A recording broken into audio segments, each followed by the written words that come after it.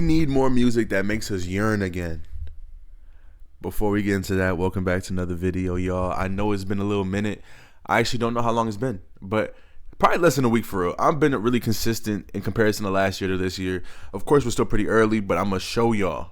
I'm gonna continue to be consistent. But thank y'all for the love on my last few videos. Very appreciative. I love you guys so much. Thank you, thank you, thank you. But one of my big things I've been seeing on the internet is there's a lot of openly disrespectful or misogynistic areas of the internet right now, and I feel like that's what gets a lot of people paid, just being offensive, misogynistic, and just like overall a bad person. Like, being a bad person is what gets you paid these days. And I was thinking, does music have a part of that sort of regression when it comes to the love for women and the love for just like love in general? What really made me think about this was watching, this is like the only reason why I knew this was happening is because my friend sent this in the group chat. He said it was a thing that said Adam 22 gets knocked out in 10 seconds by Jason Love, meaning that Jason Love has to fuck his wife again. So let's just say this real quick, by the way. That sentence is dystopian, and I'm not even saying some of the worst parts. First of all, it's a part of a Aiden Ross corporation, and y'all know how I feel about Aiden Ross. But like, why is that what's on the line for this fight? And why are they so comfortable promoting the fact that his wife is getting plowed by other men for money, and he's just like completely fine with it?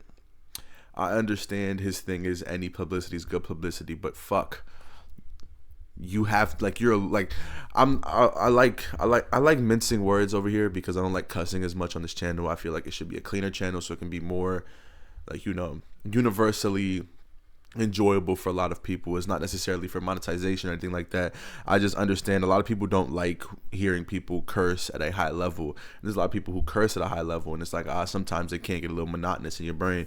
But for this certain section, let me just get some of these off. Adam 22, you were the biggest fucking loser to ever breathe on this planet. I'm so sorry for anybody who has to be a part of that family lineage. Any children, they should not reproduce, but if they do, if they have children, I'm so sorry, because your father is getting cucked live every fucking day. Every time that he goes on the internet, he has to deal with the fact that everybody knows that his wife is getting ran through with other people. And his wife, to be honest, I don't think his wife truly loves him. And this is what made me think about yearning as like an entire thing. But if you truly love somebody, you wouldn't want to do that to them or like place them in that sort of a light and sort of air. And I understand that's her job. Yeah, it's her job. But at the end of the day, he makes enough money for y'all to be cool. Like, you don't have to do this shit anymore is basically my point. But to go on less of a tangent about Adam 22 and his relationship, because I really don't give a fuck about them. They are weirdo losers, and that's just what it is. The fact that this is such a like I was shocked by the headline, of course, but I wasn't necessarily taken aback by it. Like, it's not something crazy. And the fact that this is such a normalized thing right now is such a disgusting thing for like the world. Why are we just so open and happy with like people fighting, and the prize, their main prize that everyone knows, is their wife?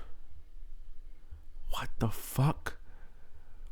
And I feel like this is a big thing in the world in general. A lot of people mention, oh, if your husband doesn't, if my man doesn't make 6K, if my girl can't, like, if there's so much shit that goes into like relationships now that has nothing to do with love. And I feel like the music that is coming out has a part in this, because like they see all these different musicians and stuff, regardless man or woman, speak of the opposite sex in such a regard that is so like,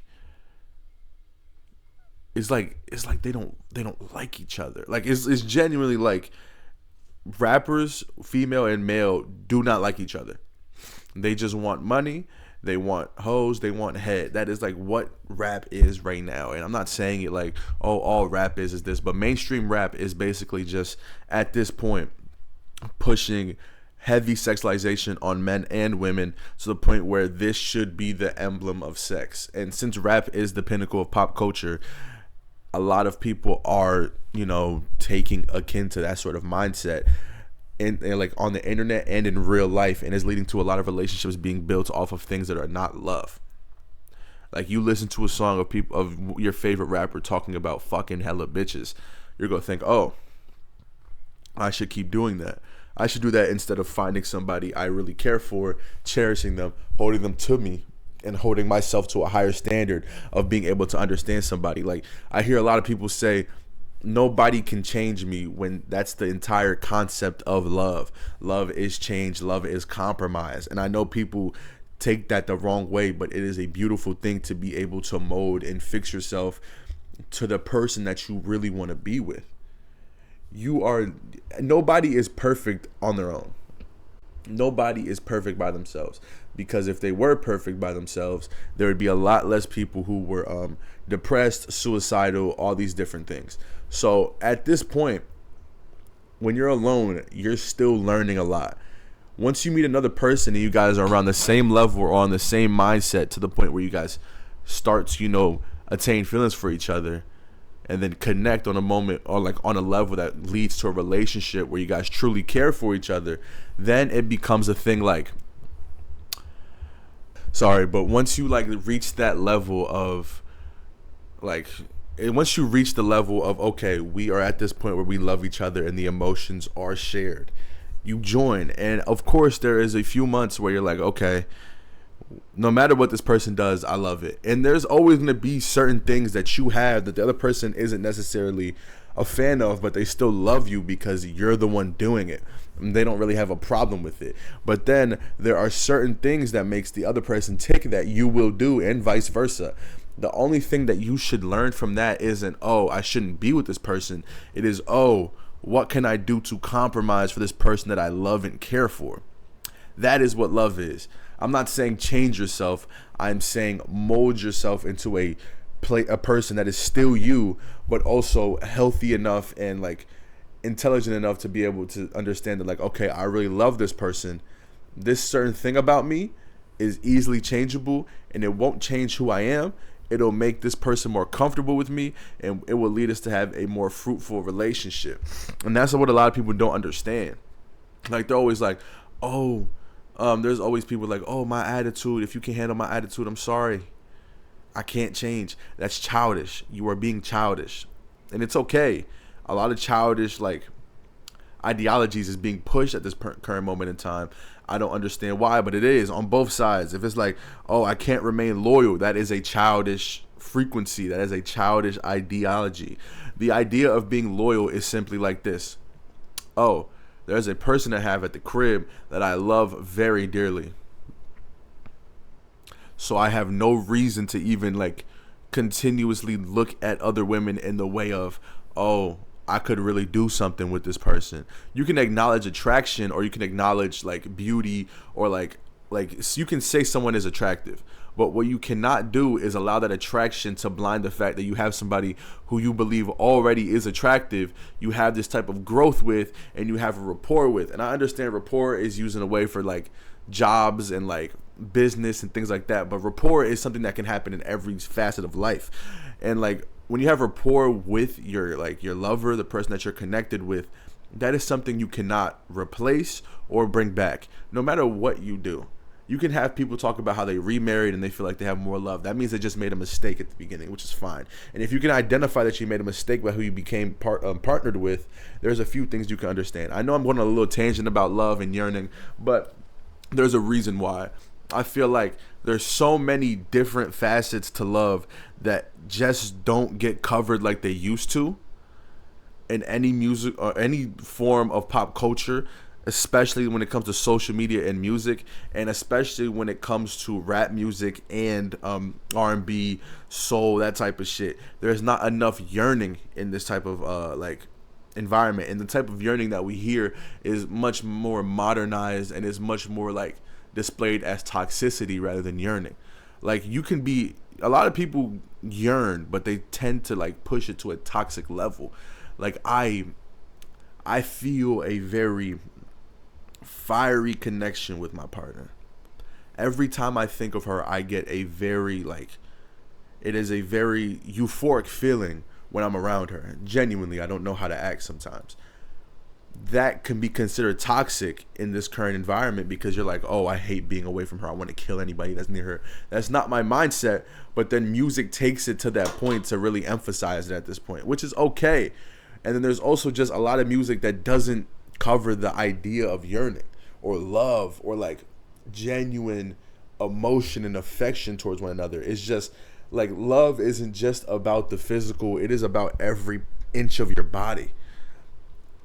Like genuinely you feel that part in every part of your body, and the feeling of just, oh yeah, I just want to hit, I just want to smash, I just want to dash. Like I understand that's like devaluing the art form as it in itself of music in general, but when we come to the wide majority of mainstream pop, rap, like R&B, soul, anything like that at this current climate, it is leading to a negative effect on relationship statuses. And I know a lot of people are taking that like, oh, it shouldn't be music's job to control how people act in a relationship setting. But at the end of the day, music really created a lot of us. And I know like that's crazy to say, but like your parents got in the mood to do what they do because of music 9 times out of 10. Like, and I know you're probably thinking, oh, but that's just because they wanted music in the background. No, music really enhances the way you feel about somebody. When you listen to a song and you're thinking about that person, that like enhances the emotion you have for that person. You can have a crush on somebody, and then when you hear a song and it reminds you of them, you instantly have an attachment to that song. And that's what music does with love. During the early 90s, 2000s, it definitely, like, I say the part where Yearning became back, like the back of your mind when it comes to music, was definitely around the 2000s, mid to late. But there was still a bit of people who were speaking about love in a beautiful way. But like during that time, we didn't hear as much as we did at this point. And like there was so many just vulnerable music makers or music writers where they were able to like vocalize how they felt, even in rap music. And I don't feel like that's as pushed upon in rap music. And I know a lot of people know the basic genres of yearning music, like blues, things like that. You know, Ray Charles has a lot of that. Stevie Wonder does wonders on fucking Yearning. Same thing with Marvin Gaye. These are like top tier yearners. And I'm not saying that they are like omitted from being bad people, because they have done bad things in life, especially Marvin Gaye. He is a very questionable human being. But when it comes to the music, there is no doubt he is a yearning specialist. Like genuinely what it is. But yeah, I just feel like we should, sometimes it's good to revert music to where it was before, to like help the overall like state of the world. Genuinely, the music that we listen to now pushes such a disregarding, like dismissive attention towards people. A lot of people tend to put on this I don't care persona about love and stuff, because that is the type of shit that is very much on display within the media and within music at this point in time, and I just don't like it. I feel like it's an overall net negative impact on the world itself, because love is such a high thing within my social standard. At least I believe it should be a high thing in everybody's social standard when it comes to not even just like your significant other. It should be like your friends. I love all my people that I talk to them on a day-to-day basis. I love y'all. Your friends, your family, like even like pets, things like that. The ability to love something is such a beautiful thing to have, and to devalue that sort of emotion, to be dismissive towards that sort of emotion, is very much like negative towards the world. This is a very weird video. I can understand that. I'm sorry. But I just had the feeling of thinking of that, because like a lot of music that is very mainstream at this point does not really help people develop that feeling of yearning. And when people really feel that type of way nowadays, they tend to like shut down and dismiss it, due to the fact that they don't have a lot of forms of media that really push that sort of thing as a good thing. And I feel like in a world of internet, in the world of social media, in the world of following and followers, there should be a lot more people pushing positive things like that onto the youth and onto their fans in general, so they can truly understand Yeah, I'm not- like, for example, if I was a single man, I would still come on here saying the same thing, because I could easily say I'm not in love right now, but the feeling of being in love is a euphoric, amazing feeling, and the feeling of yearning for somebody is something that you cannot even describe in words properly unless you put it in a song. Like, that's the best way for me to explain that to you. But I promise next video won't be this weird, y'all. It might be a don't be dumb review, you know what I mean? To be honest, I'm gonna be completely honest with y'all. My other AirPods, my good AirPods, not these suck donkey shit now, they're too old. My other AirPods have a battery issue, they fucking overheat. So I have to buy new ones. So like listening to music and like an in-depth feeling isn't as personified with these. Like, they're very much muffled on every end, so it's so hard for me to really listen to an album. Like, I try to listen to Don't Be Dumb in its entirety, but it's hard to really catch everything, all like the type of things that Rocky likes to do with his music. Amazingly, like, his music is always amazingly produced, so I can't truly give y'all a true rating on the album if I have headphones that are not built for that type of shit. You know what I mean?